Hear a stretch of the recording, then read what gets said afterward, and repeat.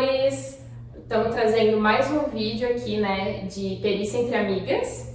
E hoje o assunto a gente vai falar sobre brecha processual e em favor do nosso cliente, né? Defendendo o interesse do nosso cliente, porque a brecha processual, ela nos remete a isso, né? E em que momento isso acontece, né? O que é a brecha processual? Deferimento do juiz ou sentença.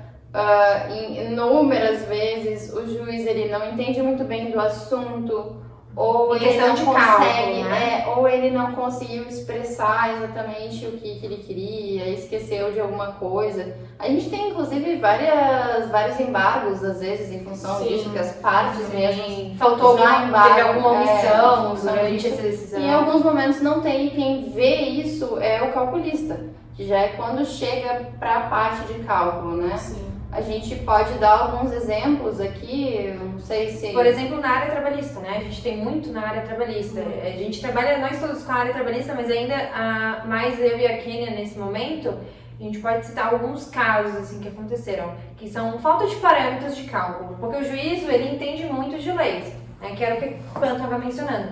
Ele entende muito de lei, das normas, então ele vai ali, né, mencionar sobre isso, só que nem sempre há uma lei ou uma norma ou alguma súmula que explique como deve ser calculado tal decisão, né? Então a gente tem essa brecha se caso o juiz não determinar nenhum parâmetro para aquele cálculo, né, para aquela verba que foi deferida.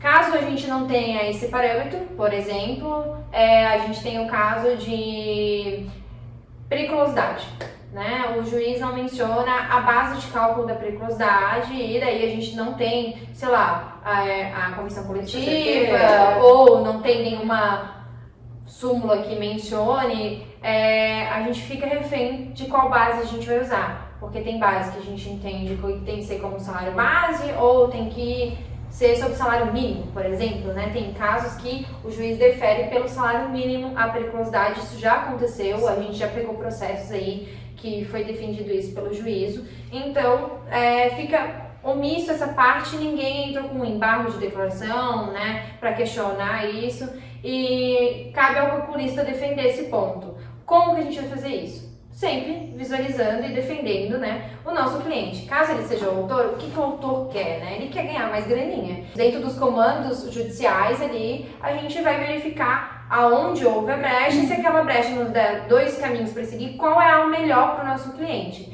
Se for o réu, obviamente, ele quer pegar menos, né, determinado valor que ele está devendo a outra parte, e daí se a gente tem aqueles dois caminhos, a gente vai verificar aquilo que vai trazer um melhor provento econômico para o nosso cliente. Então essa brecha processual é algo discutível, algo polêmico, né, mas acontece muito judicialmente. Acontece, né, em todas as áreas. Hoje mesmo chamei a Kênia para ver comigo um cálculo onde o juiz estava fazendo a sentença de uma revisão contratual, onde tinham diversos contratos, e primeiro ele extinguiu o feito em relação, por exemplo, ao contrato 1, 2 e 3. Sim.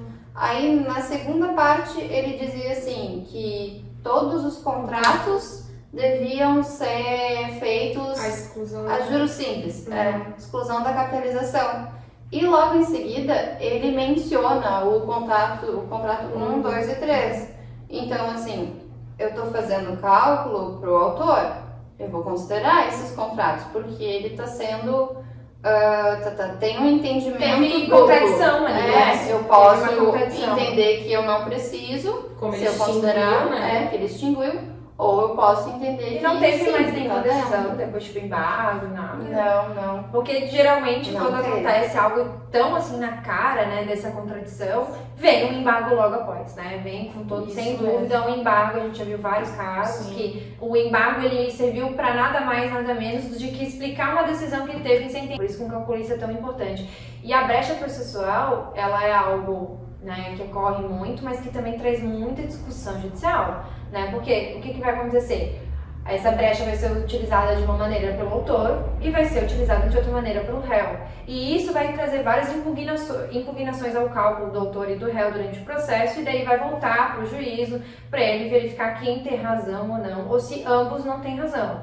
E quando já tem, né, um cálculo anexado, por exemplo, pelo réu, e a gente está verificando para fazer o cálculo pelo autor, o réu adotou um parâmetro divergente daquele, mas que seja mais benéfico para o autor, para o cliente, para o nosso cliente. E aí, o que a gente vai fazer, né? O que a gente vai fazer? Vai concordar com os cálculos, né? Naquele parâmetro ali, naquele momento, ou às vezes concordar com todo o cálculo. Se for, no fim, mais benéfico. Ou concordar com certos pontos, impugnar novos pontos, trazendo o que o juiz definiu, né, em sentença. E para assim dar continuidade ao processo, né? Analisar o cálculo da outra parte e sim. também alinhar as decisões, sem que tenha uma convergência, né? Sem que isso tenha um atrito. Eu tenho que ver os lados positivos do cálculo que eu tenho ali no processo já, quando tiver, e alinhar com as decisões. De forma a trazer o maior proveito, diga-se assim, para o cliente que eu estou atendendo de forma correta, né? Sempre de forma correta. Sempre seguindo os comandos sentenciais, porque o que eu vivo falando lá no escritório é que a gente é capacho do juízo, né? A gente tem que seguir, né? Sempre falo isso, porque a gente tem que seguir o que está nos comandos sentenciais. A gente está falando isso só de brecha processual. A gente brinca de o juiz mandou, a gente faz, né? Exatamente isso. É praticamente isso. Então, acho que por hoje a gente encerrou o assunto. A gente encerra o assunto, né? Um assunto que é bom sempre ser estudado, né? Porque não é qualquer, como eu falou, é uma brecha. Então não é. Vai trazer problema, certeza. Vai trazer problema. Então tem que estar preparado, que vai ter muita discussão, vai ter que fundamentar muito bem essa discussão, né? Para futuras impugnações. É isso aí. Obrigada. Tchau, tchau.